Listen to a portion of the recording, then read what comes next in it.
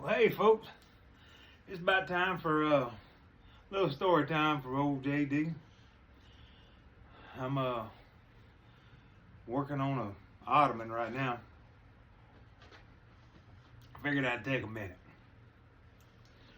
You know, without naming names, but the folks in the family know who they are. I got an uncle one time that,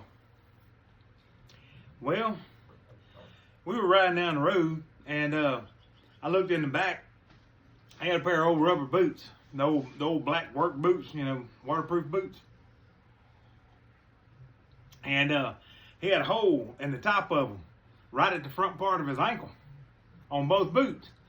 And I asked him, I said, how do you get a hole in the front of your boots? I thought he might have been working on a ladder or something and wore it out on the front of the ladder. And he said, no, been screwing goats. I thought he was joking. He was not.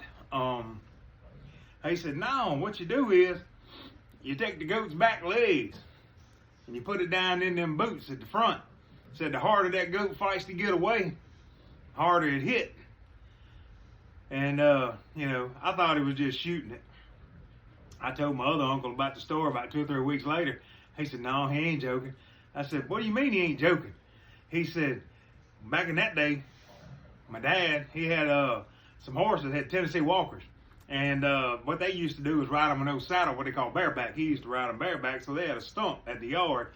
They had that stump cut about 2 feet tall. They'd climb on the stump, call the horse, and they'd go from the stump to the back of the horse, and then they'd haul out and go hunting in it. But anyway,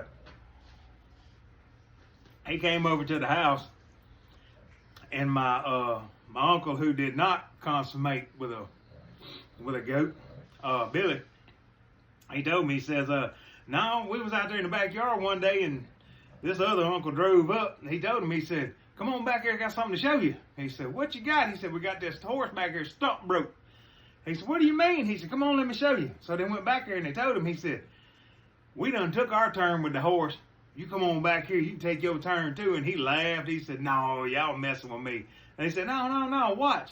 So my uncle, Billy, he stood on top of the stump and called the horse over there. Horse come over there and backed up to the stump. And he said, good Lord. He said, y'all for real? He said, yeah, we for real. And he eased up there on that stump, looked around, and he went to easing his zipper down, and they caught him before he ever did anything. But I knew then he wasn't joking about that goat. No, he was not. But this same uncle, back when we was working on a movie theater, and coming back home, he's in the front seat, we in the back. He orders a 12-piece chicken. Now, we from the South now. I know a lot of people got jokes about black folks and chicken, but let me tell you about this joker. He's half black, I guess. I don't know. But he sure eat up some chicken. He ordered a 12-piece, and he turned around and looked at us and said, y'all want anything? And I said, well, yeah, give me a 2-piece. So I got a 2-piece, and my other uncle got a 2-piece. And this joker went down the road, and I guess it was probably about 30, 45 minutes, and we got where we was going. That dude, he had done 12 pieces of chicken. And a very interesting fellow, But all of my uncles got, I got stories with all of them, I do. But same uncle, he went off to the carnival one time and joined the carnival. They went to the carnival, guy was hiring, and he left home and didn't come back for a whole nother year when they came back the next season.